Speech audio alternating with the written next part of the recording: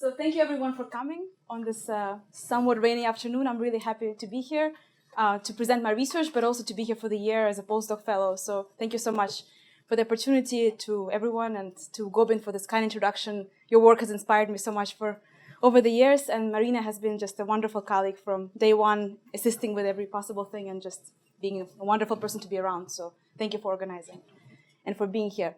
So today I'll present some of the key findings from the book project I'm aiming to complete here at Annenberg this year, which is looking at the relationship between China's critical journalists and the party state in a period of the Hu-Wen leadership. So that's from 2002 to 2012. That's the time frame that I'm focusing on. But before we start with the subject, I guess the topic itself might appear somewhat implausible or puzzling to some members of the audience, given a couple of contradictions. So first of all, watchdog journalism and investigative reporting tends to be associated with a democratic system, right? It's really kind of enshrined as a democratic role of the media in various contexts, but particularly in the United States, there's a lot of literature about the media serving, the fourth estate. How the media actually performs this function can be quite questionable, and I'll go back to that at the end of the talk. But the theories about that are really very much focused on democratic systems, and very rarely do they talk about the context of authoritarian states like China or Russia, or other regimes for somewhat obvious reasons. So the second contradiction here is if you look at this map, China is in the black region, which means a very serious situation when it comes to media freedom, and it's only sort of in the company of a handful of countries, including Iran, Saudi Arabia, and Sudan. So it's very much at the bottom of the list when it comes to press freedoms, right? And when we think about China, I think reading Western discourse, media, but also studying it as a political system, some of the most common facets of the system that come to mind are censorship, propaganda, and coercion. Those are the kind of three different things that tend to appear a lot. In the discourse, of course, censorship, a subject that's widely discussed, the Great Firewall of China, sophisticated filtering of keywords done by the Chinese regime, something that a lot of people are studying, but it's also kind of a joke that often appears, satirical terms here. The government is literally putting the hand over Google, but there are many other social platforms that Chinese citizens cannot access without VPN, particularly Western platforms that I'm sure a lot of you know about. Propaganda, the role for the media enshrined under Mao, but also has been evolving over the years and still remains an important part of Chinese evolution of the Chinese political system, but also of its management of the media. Now it's called guiding public opinion, shaping public opinion, as opposed to propaganda. Propaganda department has been renamed as publicity department. So some changes in discourse and tactics, but nonetheless, it still remains an important part of how we look at Chinese system and the media. And coercion, I think that theme prevails a lot in Western media. You're looking here at the dissident that's being handled by all these police members, bravely resisting the system. This kind of image, I think, is seen quite frequently in Western media reporting on Chinese protests and the media. And of course, the flip coin of that are dissidents, right? Some of you might have known about Ai Weiwei, a famous Chinese artist who has skillfully used the web to appeal to both Chinese domestic but primarily international audiences. And he's very much renowned for his art in the form of protest, right? Is this art or protest? A lot of the works that he's doing are kind of a mixture of both. And I guess one can have a hard time disentangling the two from each other. But today I would like to talk to you about another facet of Chinese media, which evolved amidst repression in the past 3 decades, which I term as critical journalism, but that involves primarily investigative reporting, but also in-depth and sort of editorial coverage of sensitive societal issues. So this feature of Chinese media is something that I'm going to engage in today, but before delving into it, just a brief overview of the context in which it developed. So first of all, the media has commercialized in the past 3 decades. The state has cut subsidies of some parts of the media, particularly the press, which led to a more diverse, competitive media environment and also a more decentralized environment for the media. You look here at this newspaper stand with this bored salesman. There are, a zillion of different publications available, and a reader really has more choice these days on what they can buy, but particularly with the development of social media, what they can consume online as well. This is important for investigative reporting because, first of all, media started to compete for audiences, and investigative journalism was a way to basically attract audience and compete with other publications. And the other part is that by being more decentralized, most newspapers are now based outside of Beijing, they can also have sort of distance from the state to carry out more critical coverage. So the most critical publications up until mid-2000s were based in Guangzhou, Southern Weekend Group, Southern Weekend, Nampang Du Shabao, and other newspapers, they're really at very much a distance from the state, which allows them to do those things. There's an emergence of advocacy journalism, which is a journalism that's really focused on social issues and achieving social justice. And this is a result of fast economic growth that has produced a lot of social issues that journalists felt they are needed to address. Environmental degradation, corruption, various forms of inequalities, particularly in healthcare access and education, all sorts of urban-rural inequalities. So various issues that emerged that some journalists felt like they should be looking at. Transformation of journalism education, something I worked on in the past, which means that journalism also has evolved from being taught as just a Marxist ideology or something that only carries the party's sort of thinking about the subject and propaganda role of the media, to engaging with concepts coming from the West as well, including professionalism, objectivity, inviting investigative journalists to give talks in classes, which I think is quite fascinating for students to get inspired to potentially engage in that profession, and also inviting foreign scholars. Kanan, you were teaching there in Beijing, right, for the past 6 months, inviting foreign scholars to give certain different insights, engaging the students. And how that happens behind the closed door is a different question, but it's nonetheless an important facet. And of course, social media. Professor Yang is an expert in this field, and the idea that social media has created new platforms for investigations by the public, but also for various channeling back and forth between traditional and new media of critical content. So I'll talk more about that as a tool for investigative journalists. And finally, globalization of communication. Despite censorship, the boundaries are increasingly more fluid. A lot of Chinese journalists are coming to the West to study, but also to practice journalism, to learn from various Western outlets. So there is a lot more back and forth. And that also impacts the development of investigative and critical reporting in China. So, let's see. A bunch of different things have evolved in the past 3 decades, including publications that are more commercialized, like Caixin, Southern Weekly, as I mentioned, based in Guangzhou, but also some investigations happening within state media on a more controlled scale, like Xinwen Diaocha at CCTV. Nonetheless, a very interesting program, I think, to watch on certain issues. There's also a movement of freelance journalism that targets social issues so that their content can get published in traditional media or remain just online. And most recently, as I mentioned, a fusion of online and offline investigations. Despite all these developments, of course, the relationship between critical journalists and the state is a very tricky one in authoritarian context, right? Both actors are engaged in a somewhat delicate balance, with journalists trying to, push the fine line of getting more freedoms, pushing the boundaries, but also maintaining the acquired gains that they've captured over the past 3 decades, and the state trying to make use of some, tools from the media investigations while basically not compromising political stability. So it's a very kind of tricky performance that they engage in. And my book really looks at what has allowed for this tense, I would say, yet ongoing cohabitation of China's critical journalists and the party state in the Hu-Wen period in particular. How can we characterize this relationship? What are the key facets of it? How can we theorize about it? And what does it tell us about China's social activism and media-state relations under non-democratic rule? So those are the kind of core questions that I'm targeting in this book. And the approach that I've taken is to look at both top-down and bottom-up perspectives on the subject. By this, I mean looking at perceptions and actions by both higher-level politicians, officials involved in regulating the media, from Central Propaganda Department to the General Administration for Publication and Press, amongst others, engaged in frequent interactions with the media, but also journalists from various investigative outlets that I've mentioned, editors, and media experts who are engaged in training officials. So I've carried out over 120 in-depth interviews, mainly in Beijing, because most of the media are actually based there, so including offices of those outlets I've mentioned from Southern Media Group. I've spoken at length to various people and attended investigative journalism conferences. This is kind of a very quick picture before I got kicked out of that conference, because as one of the only foreigners there, I was immediately spotted and escorted out. So this was a bit of a shortcut experience, but I did manage to participate in discussions after the conference over lunch and dinner and meet many people. But this kind of gatherings, actually, they put together about 200 journalists from all over China and media scholars. It looks just like a classroom, right? A huge auditorium, but a lot of fascinating discussions taking place there. I attended it a number of times, or tried to attend it, and interviews with media experts and activists. This is Professor Zhang Jiang from Beijing, a very well-known media scholar who actually organizes these conferences, and a really wonderful person who helped me a lot in my research. And here, touring with Chinese officials, this is a kind of day trip with some propaganda officials, which involve various discussions of media management and different types of media management. So happy to talk more about ethical concerns and other issues regarding fieldwork on this topic in the Q&A. But other than interviews, I've also looked at discourse. So I closely examined Chinese official reports on the media role, as well as a myriad of investigative articles to try to understand how it's actually being carried out in practice. And examining both day-to-day interactions between journalists and the state, and also how the terrain that binds them shifts during major crisis events, including the Sichuan earthquake of 2008 and major coal mining accidents that have become a national scandal in mid-2000s.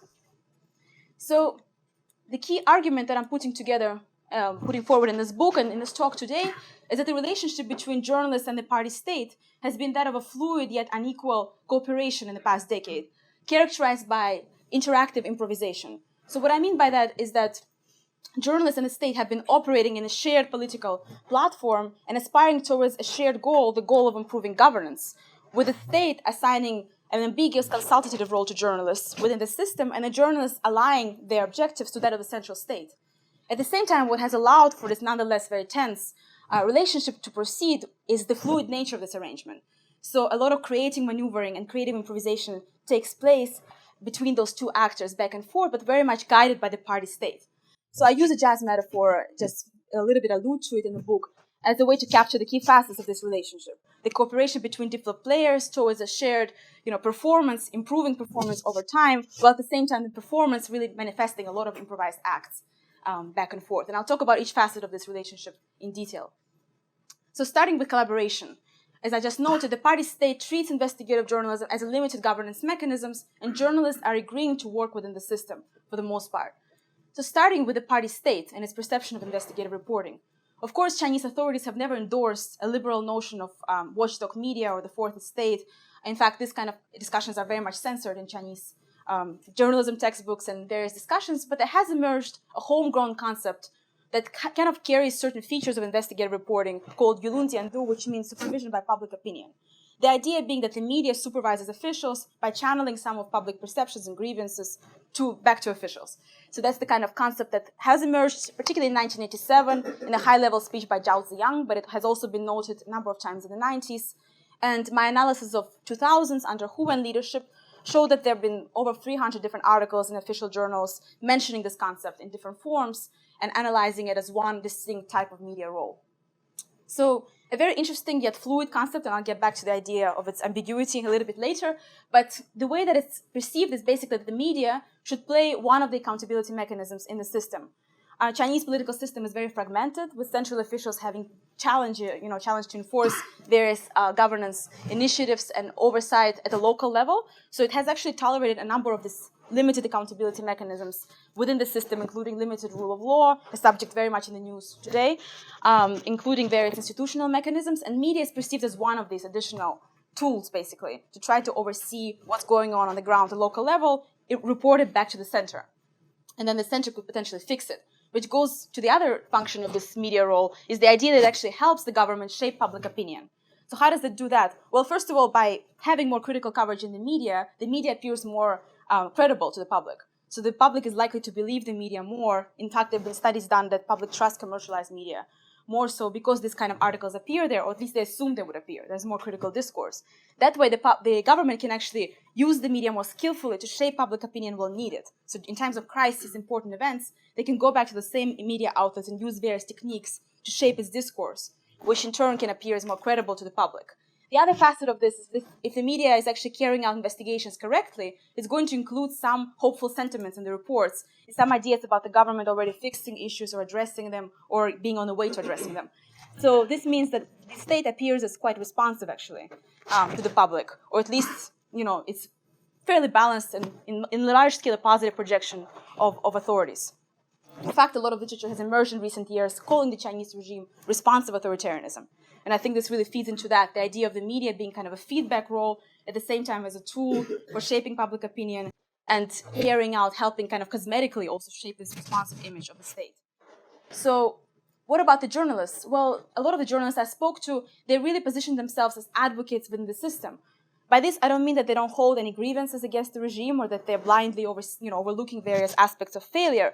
But I think they really treat their role as kind of policy entrepreneurs, a term coined by Murtha, a political scientist looking at lawyers, journalists, and various local officials. The sense that you have to use various loopholes within the system to pragmatically achieve gradual political change. So the focus is on gradual transformation of the system. Hu-Wen, a famous investigative journalist and a fierce personality in the Chinese media landscape in charge of Caixin magazine, has shared with me in a personal interview a brief comparison of watchdog media role in Western versus Chinese context. She noted that in the Western context, watchdog media is meant to expose facts, expose negative scenarios, and really focus on revealing what's going wrong in the system. In the Chinese context, she noted as a system, in the process of transformation, a more constructive and a more balanced role for the media is needed to include solutions in addition to exposing problems. So this kind of perception of, balanced reporting and working within the system has really been part of most of the interviews, despite the fact that, as I said, they might personally hold different views about where the system is going. So it's very much a pragmatic notion. I'm happy to talk more about various roots behind, this kind of within the system activism on behalf of Chinese journalists. Looking at the reports, how this kind of perceptions are carried out in practice, it carries these three different features. First of all, the critique is primarily local level critique. So no matter what issue you look at, most of the responsibility that's going to be revealed is going to be framed around local officials. So if we're looking at the earthquake, for instance, there was a major school scandal. Over 5,000 kids died in the scandal, and who was blamed? Local education officials. So extensive reports about how they were aware of the problems, they should have fixed the infrastructure, they should have enforced better regulations, but they didn't. So very much a framework applied to other cases, including coal mining safety, including infrastructure crises. It's really local officials who are being, framed as responsible, and very rarely do higher authorities or overarching issues are being addressed in these reports. The second feature is hopeful tone, as I already mentioned, some allusion to the fact that things are in the process of getting better.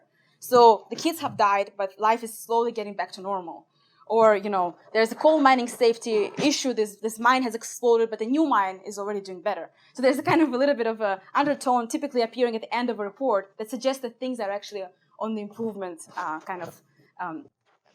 scale. And the third very important facet is solutions-oriented journalism. This idea is that reports should actually include solutions to problems put forward by journalists themselves. So some of these reports actually appear a lot as consulting briefs, as opposed to actual journalism articles. So Hu-Wen herself, looking at coal mining safety in the past decade, has written long editorials explaining to the state why they need to commercialize the state-owned mining sector. So this kind of sense of being a consultant to this regime as opposed to just reporting on issues is an important feature, I think, of a lot of investigative and critical content in Chinese media. Despite all of this, as I mentioned, the cooperation is very much ambiguous and fluid. There are a lot of aspects that are fairly improvised. So starting with the official side of the story, even the term Yulunjiandu that I just noted, it's a very broad and fluid term. One could interpret it in many different ways. And when the government talks about Yulunjiandu, they don't really mention specifically how the media should be carrying out this important function of holding officials accountable. In many ways, they kind of leave that blank. The media should play this important role, but what are the limitations? What are the exact opportunities? How important is the media in comparison to the rule of law, for instance, or other institutions? None of this is specified anywhere. In addition, there is no press law in China. There is no media legislation backing up the discourse. So the only way we learn about official policies is through discourse. And Chinese scholars pay close attention to all these official speeches, but at the end of the day, it's all about interpretation. You really don't have any other way to back this up. So a lot of ambiguity, and of course, the endorsements are very cyclical. So depending on the political leadership in place, depending on the political sensitivity of a given event or a certain time scale, there could be more or less endorsement of Yulunjiandu investigative reporting. It really shifts. And in this cycle, under Xi's leadership, the shift has been more towards coercion and control as opposed to endorsing investigative reporting. So a lot of different cycles that happened in the past 3 decades. Most important, I think the restrictions on sensitive coverage are very, very flexible and ambiguous as well. Other than a handful of topics that are completely offhand, cannot be investigated at all, including, predictable subjects like Tibet, secessionist movement, targeting the party as a whole, targeting the system, looking at the most sort of thorny political issues up to date, a lot of issues that are of interest to journalists that fall into the kind of gray zone of socially sensitive but yet still accessible topics, like local level corruption, environmental degradation. All those issues can be sensitive but can also be kind of pushed if one takes the risk to do so. So in this gray zone, restrictions are adjusted in a very ad hoc manner. A story that could be considered as a fairly, normal and not so sensitive could be immediately banned, and the journalist already in the field would be recalled back and told that he cannot investigate the story further. Something that actually appears as more sensitive might be allowed to proceed. So it's really kind of arbitrary in some ways. At the same time, I found that there are two important forces behind the censors that seem to affect this arbitrary implementation of restrictions. The first is public opinion. Particularly with the rise of social media, the more certain issues discussed online, the more it's perceived as sensitive by officials, and the more likely investigative reporting on the issue is going to be curtailed. So a very interesting new relationship between social media and traditional investigative reporting. It's kind of counterintuitive in some ways, but a lot of things are revealed on social media like Weibo, and then the government observes what's happening, and then until they have a solution to the problem, they're not going to allow traditional media to go ahead and dig deeper into it. So in many cases, this was traced back to why a censorship ban was applied on many of these cases. The second force are bureaucracies that are linked, to censorship, to propaganda department, that are not necessarily working for propaganda department themselves. So various local officials and enterprises can also have linkages with propaganda authorities and push for censorship bans to be carried out. So if a journalist is in the field somewhere investigating a sensitive enterprise, and they find out that they're there, they can also contact propaganda officials and ask them to limit, investigation on the subject. There's also some allusions to corruption in this case, but it's hard to prove unless you're really, observing it in person. But nonetheless, the linkages between different bureaucracies and propaganda department are very critical here in all types of censorship and other regulations applied on the media. And finally, when it comes to actual response to media investigations in terms of policy response, this too is not applied in a very systemic manner, but more in an ad hoc way. So for instance, with the school crisis in Sichuan, the government immediately announced they're going to rebuild the schools. We'll rebuild the schools and we're going to advertise this effort to the world, right? It wasn't indeed rebuilt. But at the same time, the accountability problem that led to this issue in the first place was not addressed. And in fact, even local officials, in some cases, were not punished. So it was a very quick reaction, a reactionary as opposed to real responsive approach to dealing with crises exposed by the media. And this kind of questions some of this idea about how responsive is the state. Is it just reacting quickly, or is it actually putting forward a more systemic response? And more research over long term is needed to trace back those things. But the key idea being is that on all levels of engaging with the media, when it comes to investigative reporting, there's a sense of ambiguity and almost an intentional kind of flexibility adopted by the state, which makes sense given that their highest priority is maintaining political stability, right? So what about the journalists? Of course, for the most of media professionals, they will definitely engage in large-scale self-censorship. Given there's so much uncertainty, the best thing you can do to avoid risk is not to do anything at all. But for those journalists pushing the boundaries and operating on the fringes of the political system, they would actually engage in much of this back and forth of reinterpretation and negotiation of political pressures, and basically taking advantage of ambiguity. So if we're looking here at the official discourse, this is a good example of that. This is a long slogan basically advertising that same investigative journalism conference I showed you a slide of earlier. If you look at it from the outside, it seems like a very official slogan. A lot of these things in China are put up by officials, but actually it's at university, and it's advertising a conference that's engaging in fairly sensitive issues. But the trick is that they're using official concepts to advertise this kind of event. So Yulun Jiandu is the concept that they're using here again. And a lot of participants and organizers of the event told me they use it as a discourse strategy. The idea that it's really a concept that protects them. The government is using it and we're using it. We're just doing exactly what's endorsed by the state. And then sometimes after the conference, sort of in the after hours, they will actually talk about fairly contentious issues like the role of the media and the collapse of the Soviet Union.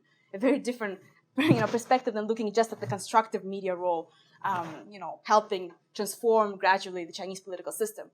So this kind of tactics are used a lot also, I think, in journalism textbooks and various publications. They use the term to basically discuss many other things as well and reinterpret their own ideas. What does it mean to be an investigative reporter in Chinese context?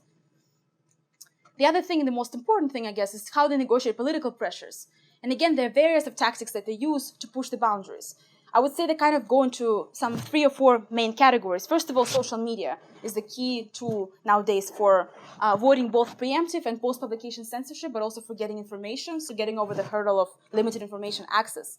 So in terms of pre-publication censorship, just like officials, journalists are closely watching online debates on certain issues. They are also looking at what's hot in the news, so to speak, in public opinion sphere. If a certain issue becomes increasingly interesting to the public, they also want to cover it. So if they jump on it quicker than officials, they might actually outrun the censors and publish the report before the ban comes in. And that happens quite often because they're also very skillful at engaging and probing things online. The other thing with social media is that they can publish things that have already been banned. in traditional media. This is, of course, very tricky because social media gets censored as well, very much arbitrarily, but at the same time, once the discourse is out, somebody else can repost it, and the message still gets out, maybe on a more limited scale, but it's an important platform for journalists. And also getting journalists out of trouble. A lot of examples were given to me about somebody, being held by local officials, and then the message being spread to QQ groups or other platforms to say, hey, this guy's in trouble, let's help him. Raising awareness and collaborating, finding out information. This is a very, very important platform, and I think it's going to become increasingly so over the years. The other tool is cross-border, cross-media, and cross-activism collaboration. So journalists can collaborate across the borders, such as, for example, a reporter from Southern Weekly in Guangzhou might do a story with somebody else at a different province who's already pressured by local officials. They cannot carry the story. So they might kind of leak the news, so to speak, and the other journalists will go in the field and investigate it further. This practice called extraterritorial supervision has actually been clamped down on in recent years. Not surprisingly, local officials are not happy about it. At the same time, again, with the social media, it's easier to engage with various journalists across the country, so it's very hard to regulate this practice because one can exchange ideas online, the information can leak through other channels, and a journalist might not even have to go there physically. They might just report a story anyway if they have enough information to back it up. So cross-border, cross-media collaboration, very critical, I think, as well as cross-activism platforms, such as journalists collaborating with activists of other kinds, like lawyers and NGO activists, holding workshops on environmental issues, for instance, a very common practice to learn more about how to tackle this issue together. So getting more information, but also getting more protection in a way. The more they work together, the more forceful the mechanism is to push the state to react. So as policy entrepreneurs, all of them coming together, they're just becoming a more, I think, powerful actor. And of course, there are also limitations on that, but I think it's also an increasingly important platform. And finally, playing local versus central interest against each other is another very important tactic for these journalists. So aligning, as I said, with central initiatives when publishing their stories, and we're trying to convince, the state that this is a good thing to observe or to react to, is kind of a common practice. And some scholars call it rightful resistance, just aligning their interests with the central state. At the same time, a lot of journalists also align their interests with local state. When they're carrying out local investigations, they'll go to local officials and say, hey, somebody else will report this worse. I'm professional. I'm going to do a better job. I'll channel your, balanced opinions, and I'll try to make it, basically make it more credible and show your side of the story. Sometimes it works if linked to personal relationships. So if the official already trusts the journalist, they're likely to allow them to feature their opinion. At the same time, some local officials are also, obviously in contention with other officials at their level, and they might want to convince the central state that they need more resources, they need more help on certain issues. In this case, investigative journalism is actually a useful tool for them as well. So there is this kind of compromise of, building networks and helping each other. Again, how ethical or professional that is, that's another question, but it is one of the tactics which I think they embark on quite a lot. And very importantly, this is often a fusion of tactics. It's not just one that they choose, but they combine all of them together, especially with social media, to try to battle a lot of its restrictions. At times, negotiating policy response is also an option, especially with ongoing issues such as environmental failures and coal mining safety. If the government only reacts in an ad hoc manner, the next report can say, well, maybe you should do this better, or you could do a more in-depth response on this issue, or maybe this could set example for other issues. So this is a way to challenge, actually, the fluid response by the state. And sometimes that works, but oftentimes it doesn't. So it's kind of it's not a certain response that they will get. And of course, most importantly, this collaboration is still very much unequal. It's state-led, right? The state determines the framework for the media. It is a party-led governance mechanism. It's not just an independent force, as I mentioned before, but also determines the pace of this improvisation. So if the state says, no, that's enough, we're not going to negotiate this further, then that's it. It's very hard to push the boundaries, to a larger extent. So going back to the school scandal, once this crisis was reported and the schools were starting to be rebuilt, the government said that no more discussion of this issue can be tolerated. So years later, when I went back to Beijing, interviewing editors who wrote very interesting stories on this, following the earthquake, they were not allowed to go back and to investigate it.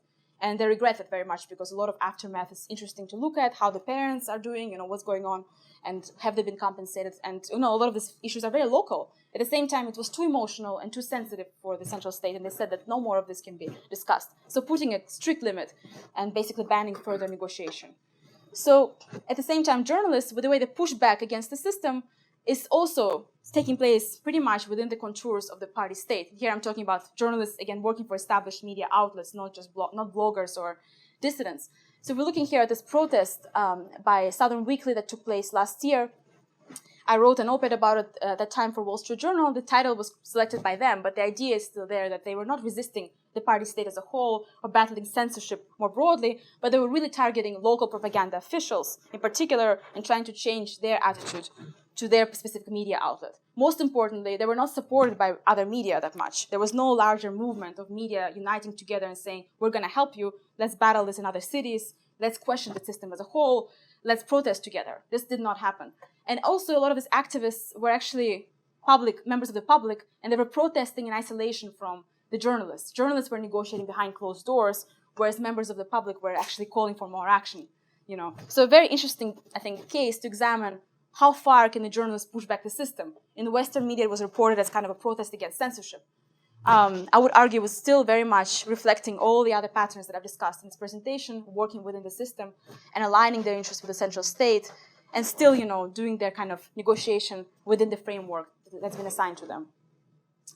So, very briefly, new shift under C, as I mentioned, things have been a little bit different or very different under the new leadership.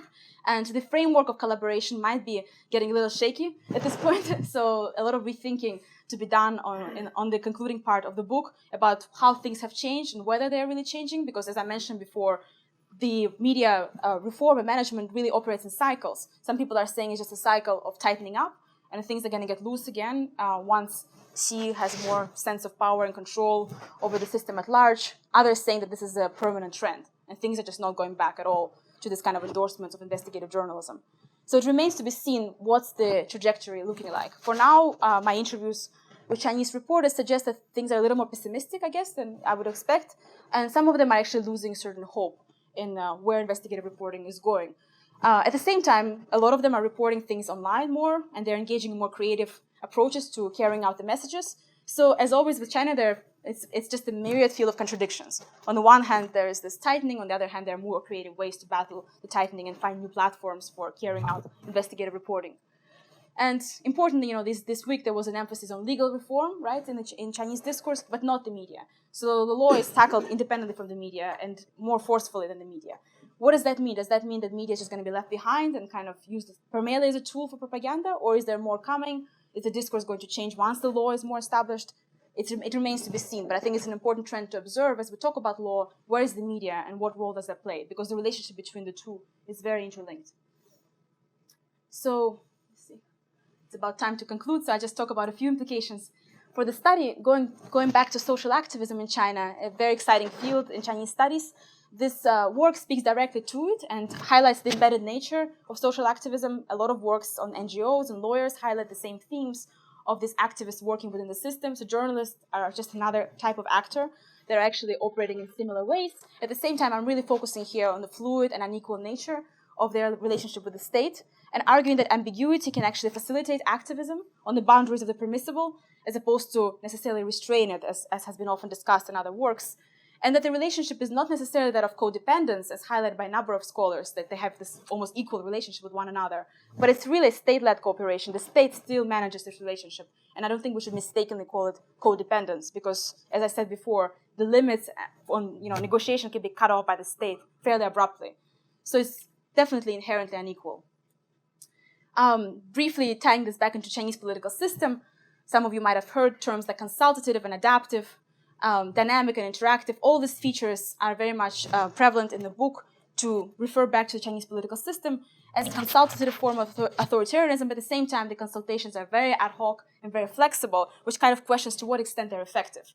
So in some ways, it's contributing to both its adaptation and survival, but also giving a lot of points of kind of fragility, in the sense that the state is pushed back to react, but if the reactions are so quick and ad hoc, how is it going to adjust to systemic issues in the long term? That's kind of like the open question that I leave in my manuscript.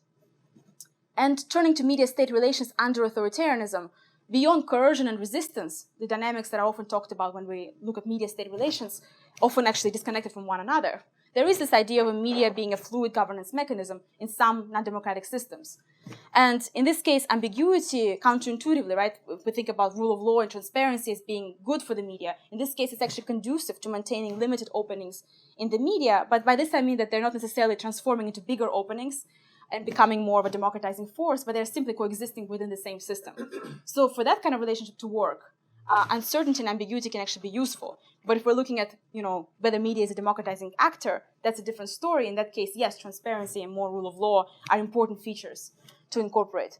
And lastly, very importantly, the relationship between the media and the state under authoritarianism is really not linear. We often think about the state as just controlling the media, using it as various types of tools, or resistance kind of overpowering the state in times of protest.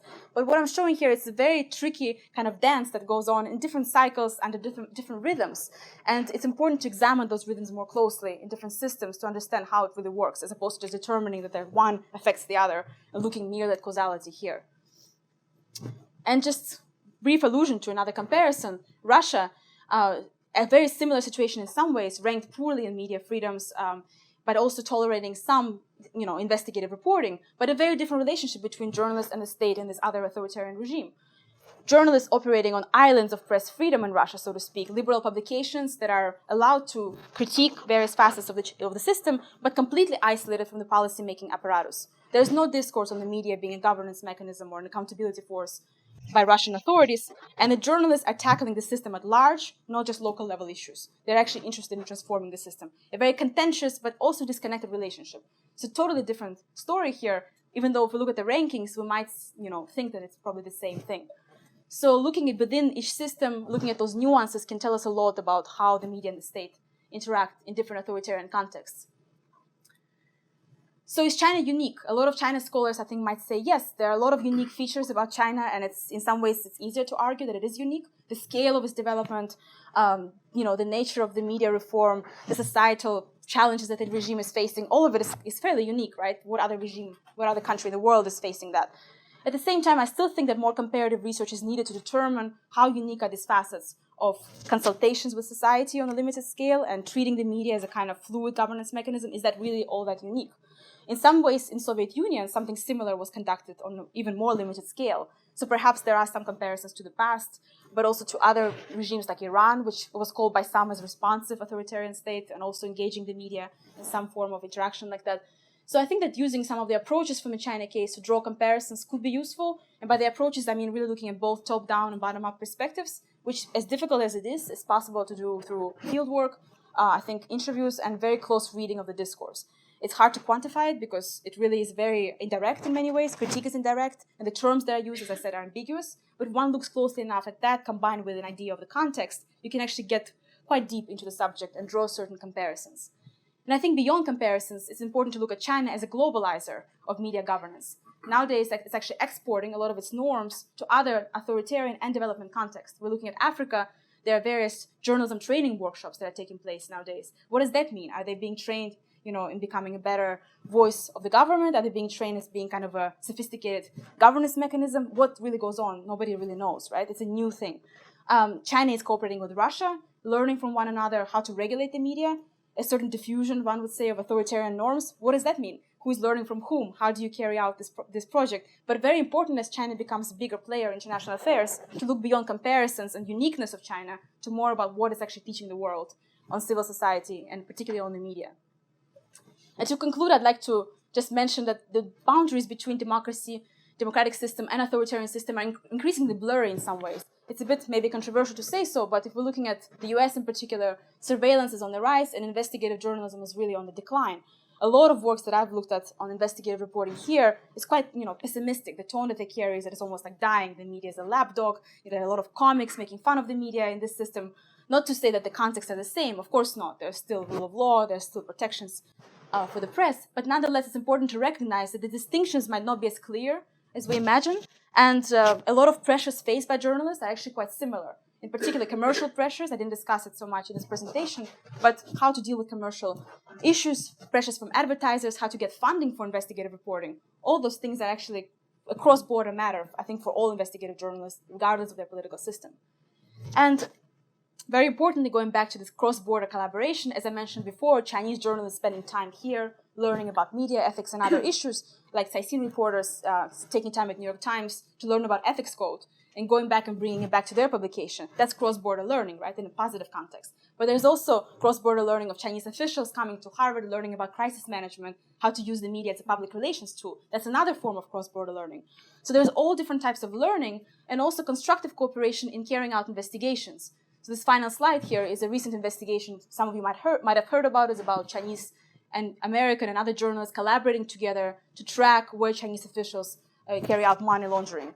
So a very interesting new dimension that global issues deserve a global investigative effort.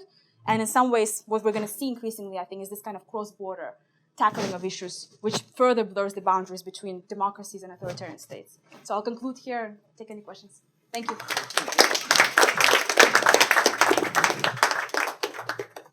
Good amount of time for discussion.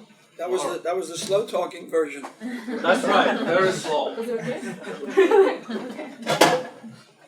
I have two comments. Thank you very much for the presentation. Sure. It's really great. I'm glad you returned to this issue of this cross-border collaboration. It seemed to me that one of the major avenues that journalists have, no matter their context, is linkages to other journalists elsewhere who could then potentially say things in new contexts that couldn't be said in new context. And so I'm wondering how the government responds to these linkages. And then the other, this is more of a comment. I'm thinking about your metaphor, right? The jazz, which seems much more egalitarian and collaborative. Yeah. And there's reciprocity there. I mean, if anyone's ever played jazz, you know how this works.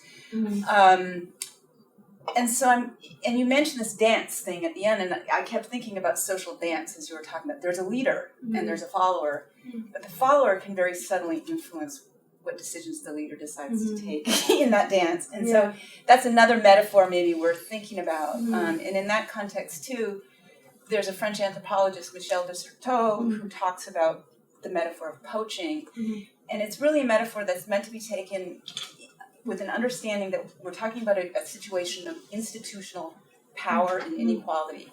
So it's not to get rid of institutional power. That's always there from the beginning, and that's a premise.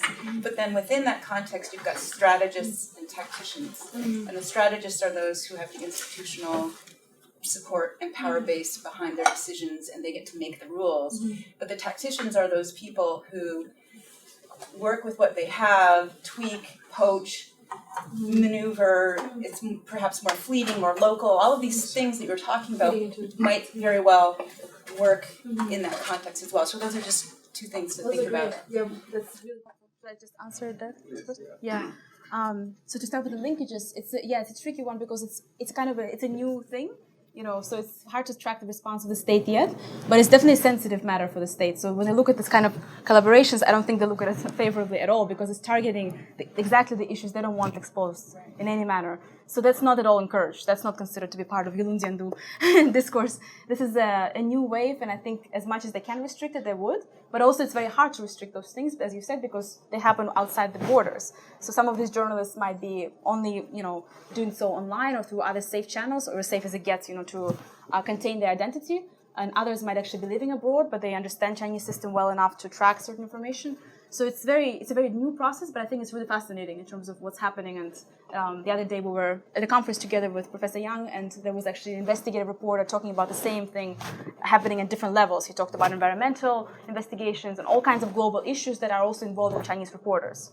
So I'm really interested in looking at that in more detail.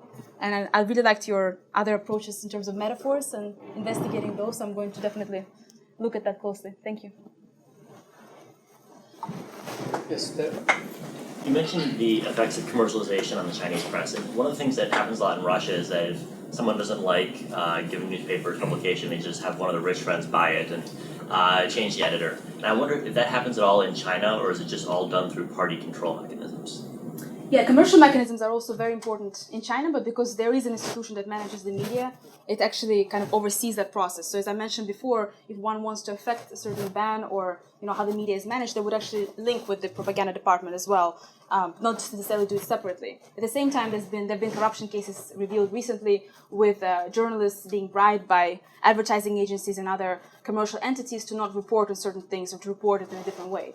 So that kind of relationship is very important. It's being tackled by the party as part of the anti-corruption sort of draft and effort to say that we're going to clean up this industry as well. But how effective that's going to be is tricky to determine because corruption in the media, I think in China, happens at every single level. With an exception of very few media outlets, pretty much everybody's involved in some form of corruption, whether it's red envelopes left behind their doors while they're in their hotel room, giving them a little bit of money, for certain conference participation, the kind of mini cosmetic corruption versus large-scale bribes to the editors, and then journalists are told not to report on certain things. So there's a very tight interlink between commercial actors and party actors in China, as it is between businesses and party officials more broadly. So it kind of fits into the business-state relations in Chinese case. Yeah. First of all, great presentation. I wonder if you can tie what you're talking about to the foreign correspondence in China. As you know, I shared, I don't know if you got a chance to look at it, but I shared that report with you. I read them. Okay, good. The Foreign Correspondence Club in China. So, as you indicated at the beginning of your presentation, China 175th out of 180, right, in Reporters Without Borders. When the club did this survey this year, are things getting better or getting worse for foreign correspondents in China? 99% said significantly worse. Mm-hmm. So I saw this myself during my time there, enormous increase in harassment of Chinese assistants to Western journalists there. Much more going into apartments, much more going into people's laptops, all of that. And when you talk about that procedure that happens in a lot of countries where the native journalists can sort of hand on information to others, right? Israel, lots of places that happens. That's becoming harder because of the monitoring of contacts between Chinese journalists and Western journalists. So I'm happy for any sort of optimistic picture of Chinese journalism, but how do you see that connection? How do you see them interacting with Western correspondents? 243 members of the Foreign Correspondence Club in Beijing, so it's like a small newspaper almost, a lot of people. Sure. How do you see it? Well, first of all, I wanted to kind of question your term optimistic, because I don't think that the presentation was meant to say things that are necessarily optimistic. It's just a little bit more complicated than, Some of those maneuvers, I would say. Well, I mean, it's kind of a different form of engaging with one another. I'm not sure if it's all optimistic. I would say maybe constructive would be a term, but saying that it's optimistic, I think is a little, maybe, it's a little too much. I'm just saying that I'm not endorsing the term necessarily. I'm an optimistic. So. Okay, fine. But going to your question about foreign correspondence, I've read your materials, and I have friends who are still working as journalists there, and they do comment on things indeed getting worse, and a lot of various forms of retribution against foreign media, including, of course, visa restrictions and limited access to information. Despite all its transparency efforts by the state, the information available is actually very limited, and again, restrictions on movement when it comes to the most sensitive issues. So there is a decline in that paradigm as well, but I think that's a general it corresponds to a general picture of more coercive treatment of the media more broadly, and foreign media being one of these actors. There's more sensitivity to how foreign media is reporting politically thorny issues, and definitely more coercion involved. At the same time, I think some of the coercive tactics are actually similar when we look at domestic correspondence versus foreign ones, especially limited access to information. It's a very important tool for controlling investigative journalism, and it features prominently in my manuscript, because I think beyond censorship, one has to look at how do you actually get information. Mm-hmm. And like I said, despite these efforts to be more open, actually the government is open, but elusive in giving any information. So they're using these PR tactics they're learning actually in the West, and then coming back and saying, hey, we'll tell you everything, but nothing really. So same thing happens with foreign correspondence. So I think some of the restrictions are similar, but yet, of course, we can't forget that Chinese domestic media are under much more severe control than foreign media. There's still a huge gap in terms of how much they're monitored. Guess one short follow-up. Seems to me one of the big differences is that Western media there goes after the national government. Right. Tries to. Right? Local media, domestic media often doesn't. And in my talks with Chinese journalists, they were scared tremendously at the idea of going after particular officials and going after particular parts of the government and so on. Right. But is it, as the crackdown happens on foreign correspondence, is that going to chill the domestic correspondence even more, like don't even get near the national corruption story? Well, the thing is, in China, I think foreign correspondents are actually quite disconnected from domestic ones. And it's a bit unfortunate, but from my experience working there, both as a journalist and as a researcher, I didn't see many linkages between the two. The Foreign Correspondence Club is a very exclusive organization, and it doesn't really welcome very many Chinese reporters. My friends who worked in the field for Reuters, shooting various stories over the years at the local level, suddenly, announced to me years later, hey, there's some interesting Chinese journalists out there. And actually, one of the television ones that was investigating the same story better than us. They stayed up all night with the cameras, and shooting things I didn't even manage to do. So they were kind of shocked that there is this other level of, somewhat fierce journalism. And I think that this disconnect, it is a bit unfortunate and could be there could be more linkage in just understanding each other. It doesn't mean that you have to challenge everything together or that you might be able to share sensitive information, but at least learning of how they operate. And maybe that could lead to more cooperation in a more subtle way. Yeah. Thanks for the fascinating presentation in the first place. I was wondering, the Chinese media institutions are internally diverse in terms of their relationship with the party, right? On the one extreme, you have the media that self-present as party voice, such as CCTV or People's Daily. On the other extreme, there are more commercialized media who self-present as more critical and outspoken, like South Weekly mentioned. I was wondering, along the line of the type of media, in terms of the relationship with the government, and among the journalists you interview, did you observe any variation in terms of their perception of investigative report and their willingness to negotiate political pressure? Yeah, absolutely. The striking line between the more commercialized outlets and really party voices, so to speak, like CCTV, Xinhua News, and official newspaper publications. At the same time, I found some surprising things, like journalists from those party media carrying out their own investigations, sometimes outside of their work, and oftentimes being actually more attuned to what's going on than one would expect. So speaking to them was actually really useful to see some of this gray zone, that it's not all like party voice versus this commercialized free media, but some actors go back and forth.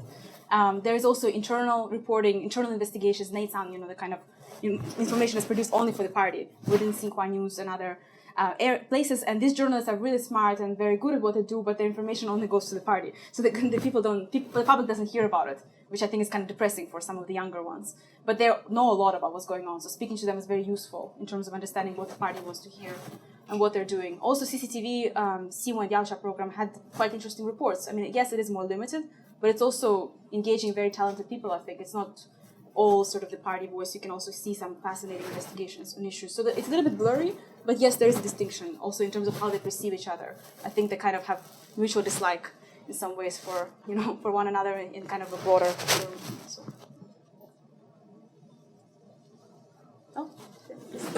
So one informational question and then another question. Could you say a little bit more about you're getting kicked out of the conference and who kicked you out? And also what goes on? Obviously, you got to talk to people afterwards. The conversations outside may be very different from the conversations inside. So even as a methods issue, how do you learn what's going on in those conferences if you can't attend them? So that's the sort of just curiosity of that. The other question has to do with why this is happening. I mean, I realize that's a broad question, but one way you could look at this as someone who doesn't know how this is working internally is that this is a necessary external effect of China's efforts to develop economically, to become more global. They realize that for those two things to happen, there's going to be expansion and changes in the media. And so their ambiguous approach or a kind of ongoing improvisational approach is it's a necessary evil from their point of view, and they want to manage it.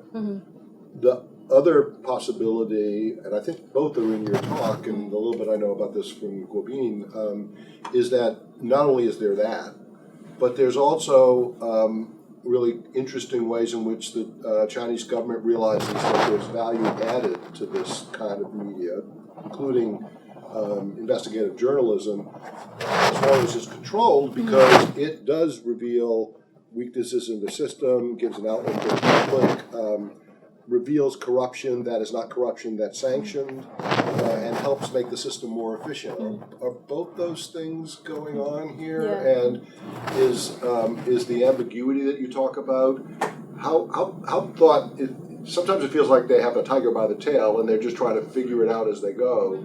And sometimes it feels like there's a clearer strategy underlying all this. And could you just talk a little bit more about that? That's a great question. So first of all, in terms of the conference and how does one get their information if they're kicked out? So I did attend the conference several times before getting kicked out. Okay. So I got to know people quite well. And the other thing is that before actually right after leaving the conference room, I got the materials from the conference. So everything that has been published was nicely put on the CD disk, and all the papers were there. And in fact, what went on behind, this kind of institutional door was pretty much what they put up on the disk, because they couldn't really talk about too many other things there anyway. So in a way, I didn't miss that much, although I wish I was there for Q&A, just to hear what gets asked and who asks it and who's observing, because a lot of times they have local officials coming there, and sometimes if you don't know what they look like, you don't know which one is sort of surveilling and who is actually interested. Right. So you just would be really curious to see that picture. But I tried to go back there several times because it was a 3-day conference and nothing worked. So I didn't get that. But the off-the-record discussions were definitely more interesting. So the fact that the journalists and experts thought that it was so fascinating to discuss the role of the media during the collapse of the Soviet Union, to me was just a really fascinating thing, that's what they found most sensitive. And then the lady who presented the research actually had a very outdated perception of what's going on in Russia. She thought that the media liberalized everything and things are still going well.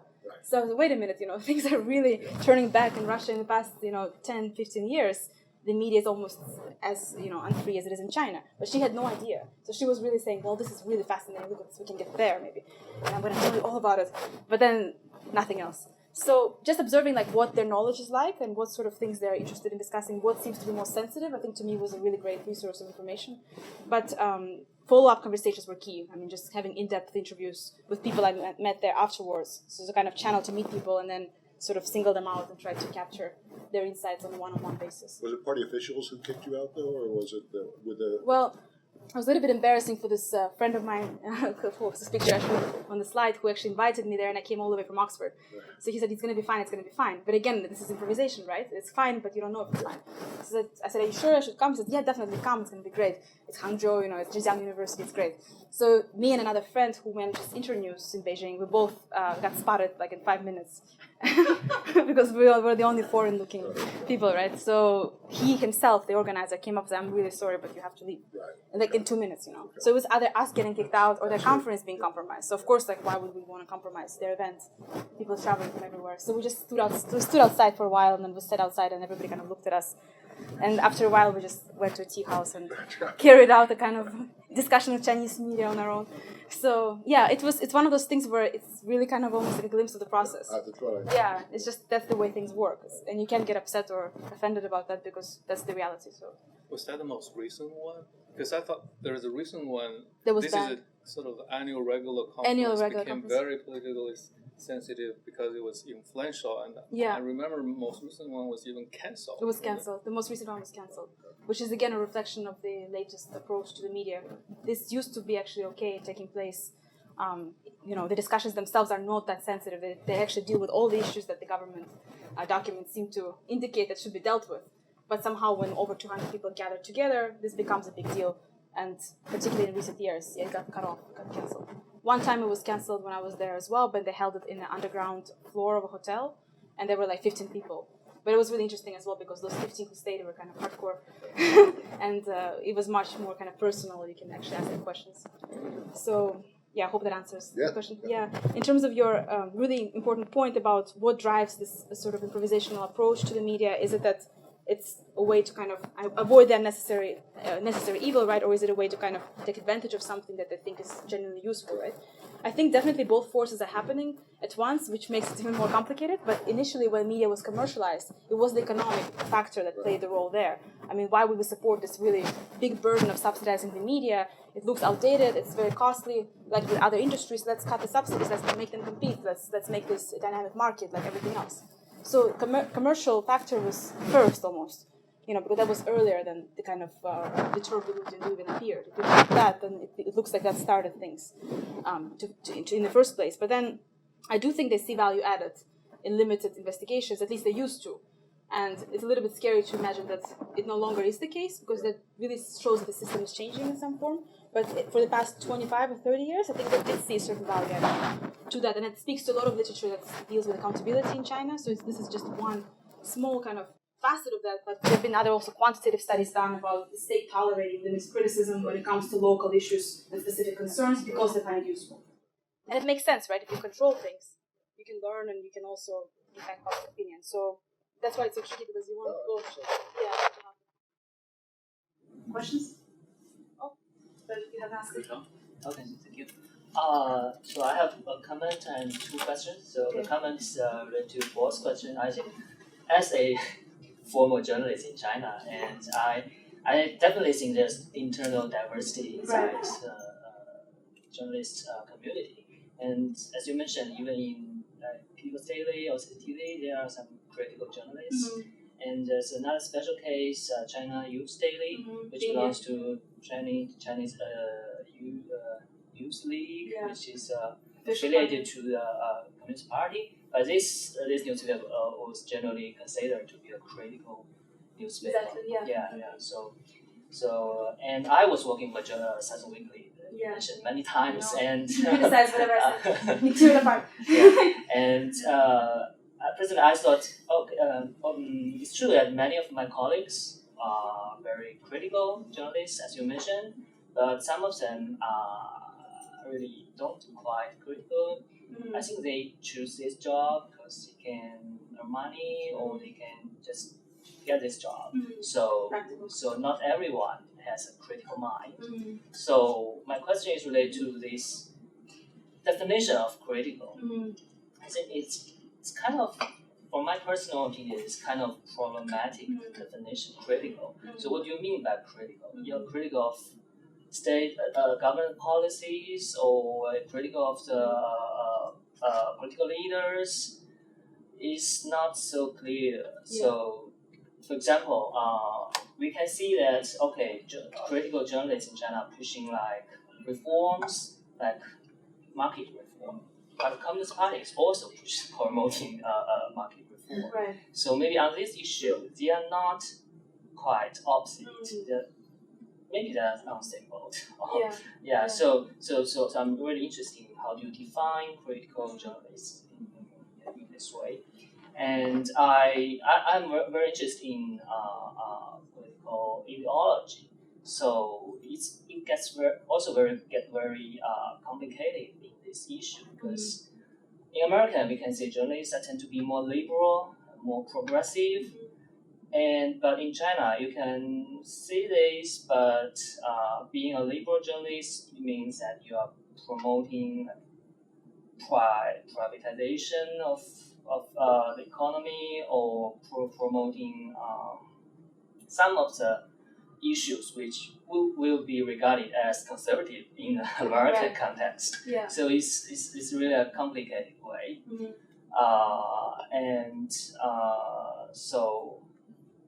I guess this is one of my questions about this. How do you define this, and is there any relationship with political ideology?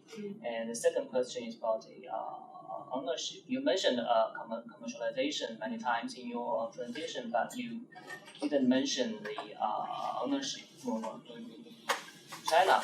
So I was thinking that ownership plays a very important role in this collaboration model you mentioned in your presentation, because ultimately all the traditional media, television, newspapers are owned by the party.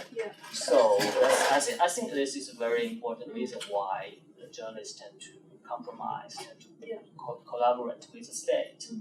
But later on, I question my own belief, because we can see that websites in China, internet websites in China are not owned by the states. They are commercial companies, but they also tend to be cooperating with the states. We can see like Alibaba, Jack Ma is a close friend with some high political officials, and also Pony Ma, the CEO of Tencent.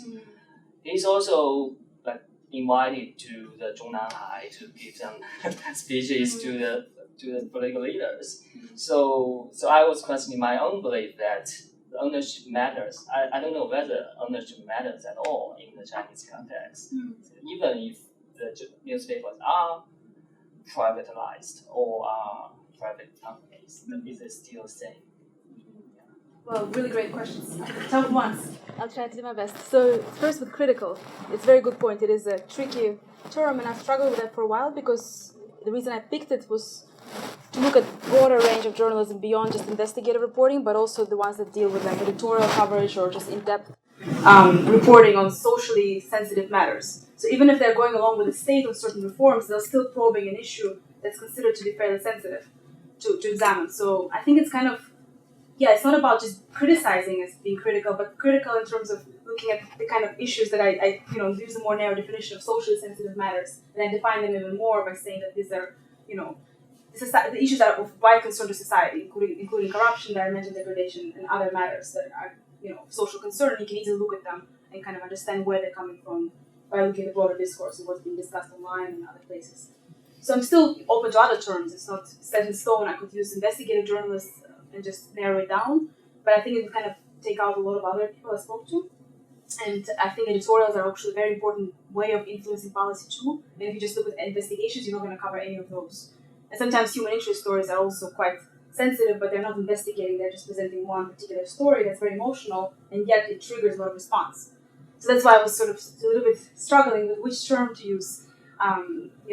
What kind of terms can we really use? You can talk about advocacy journalists, but then that also kind of narrows things in some way, because those are only involved in advocating for certain things, as opposed to having a more objective professional stance, which some media do. So there are all sorts of different terms that I'm still considering, but I think by defining it more narrowly, perhaps, and explaining clearly at the beginning of the book, and that's what I mean by critical, hopefully it will kind of deal with that tension. But you're right, I have to think through it more and at least give other examples of terms I could be using and why I'm not using them, because it's important to explain. So I hope that answers in some ways. We can discuss further your thoughts on that. And in terms of ideology, you're right, it's very tricky. Sometimes issues that are considered to be more liberal here are sort of taken up the other way in China, so it's very hard to trace the ideological kind of norms and schools or perceptions of these journalists. I didn't look so much at that closely, but I looked a little bit at sort of why they're choosing to be more so collaborating with the state. What kind of other factors could be triggering that? And yes, the ownership factor I think is important, and I do talk about when I discuss commercialization that yes, all the media is still owned by the state.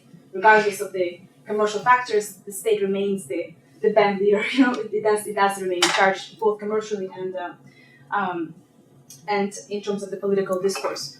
But at the same time, there are other things that could be kind of talked about. For example, there are philosophical ideas of being sort of patriotic warriors. There's been discourse on that a lot of thinkers in China and intellectuals, they worry about the state. They want to maintain and kind of help the system develop in this gradual way. How important that is in comparison to other factors, I'm not sure, but I think it's important to think about like longer school of thought as well, of what might yield this kind of thinking of this cautious and, within the system attitude, like you mentioned, actors that are also online or they're not owned by the state, they're also trying to work within the system.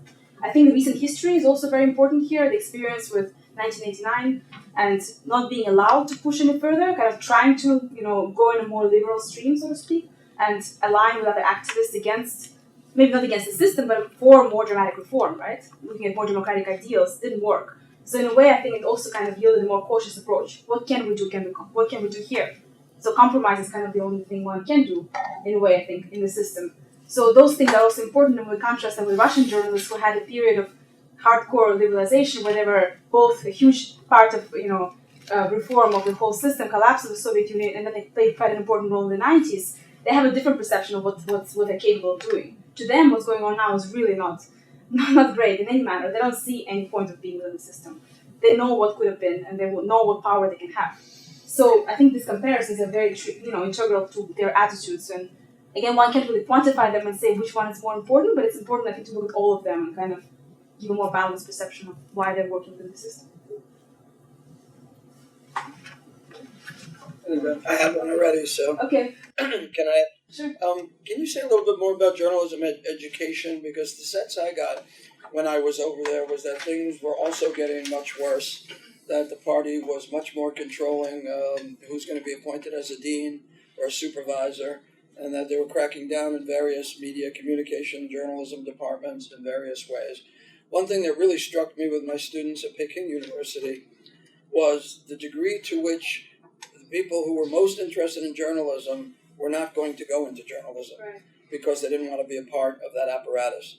And some of them were actually saying they were going to go into media studies because they thought they'd have more freedom, on the scholarly side. And I would say roughly maybe 32, 33 out of 40 students I talked to who had journalism majors or so expressed an attitude of that sort, a real contempt for Chinese journalism. So I wonder, in your research, it's inevitable that you're going to talk to a lot of people who are already in the ball game. Yeah. Did you talk much to students or people who are thinking about it? Do I want to get involved with this at all? I had a number of students who said to me, I'd love to be in journalism if it could be in the United States.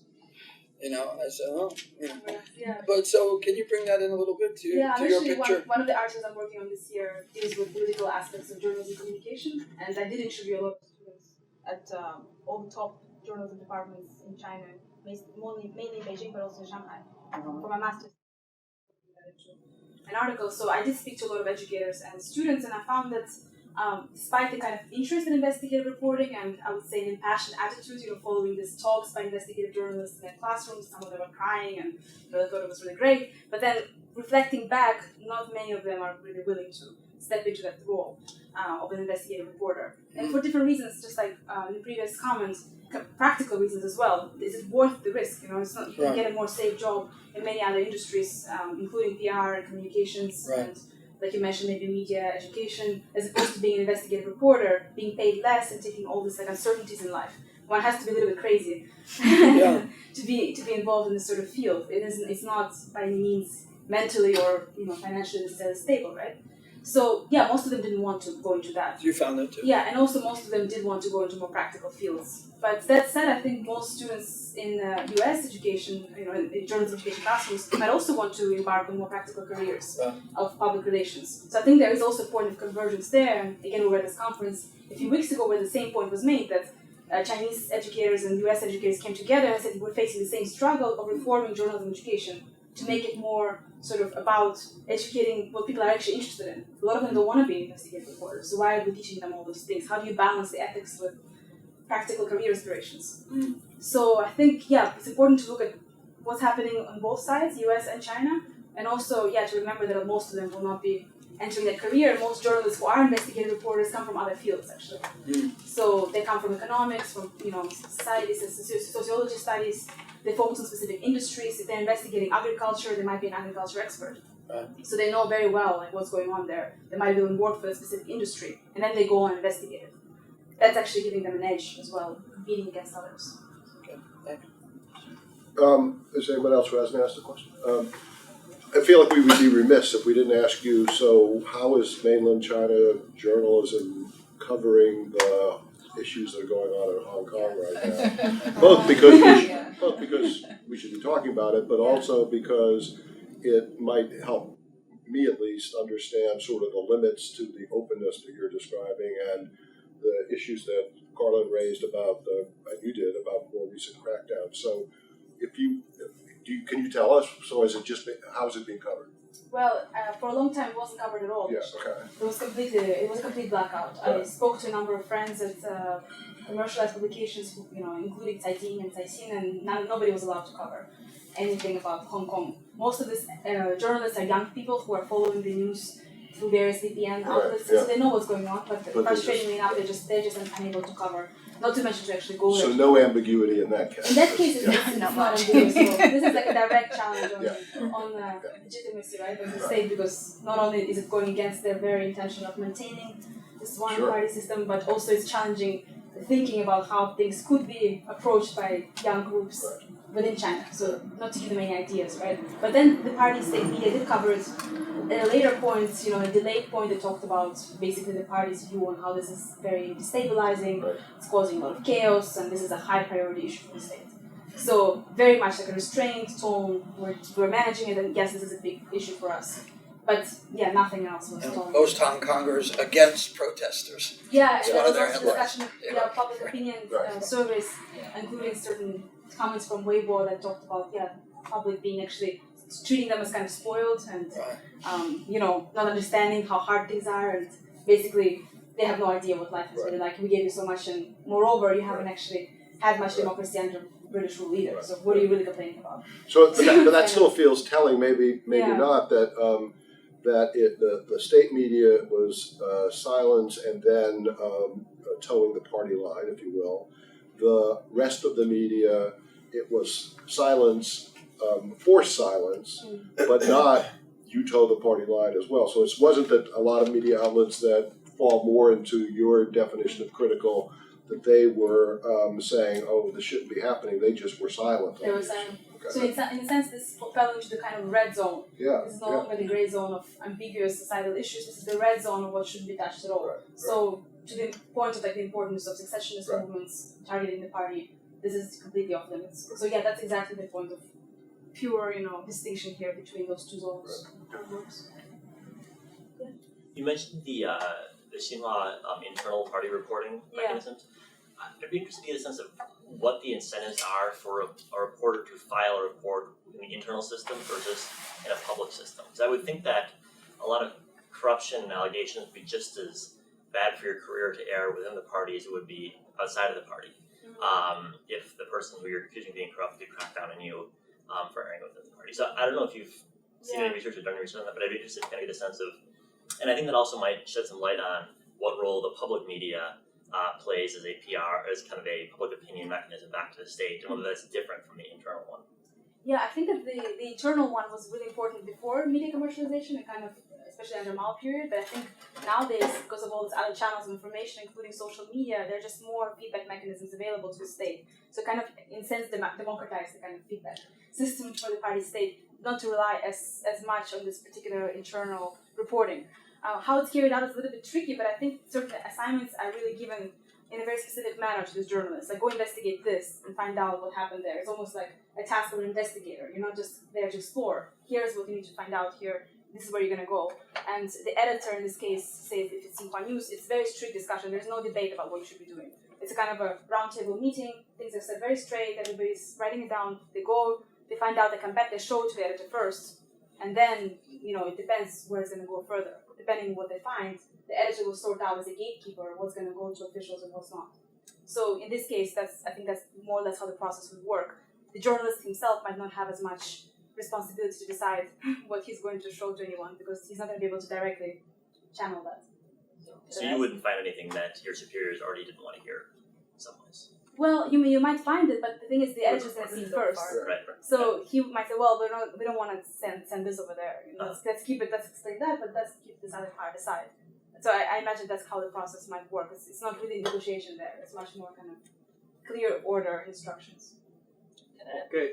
At one point to the Neicai. Of course, So Neicai is clear is not so important as previous years now, but still journalists consider it to be a good thing to do, because if you can write a Neicai and it's piece, I don't know how to translate it in English, that's replied by the prime minister or replied by the president, and you will feel very honored to be replied, and your media organization will feel honored, and it's becomes a like you can use it for self-promotion. I got reply from presidency.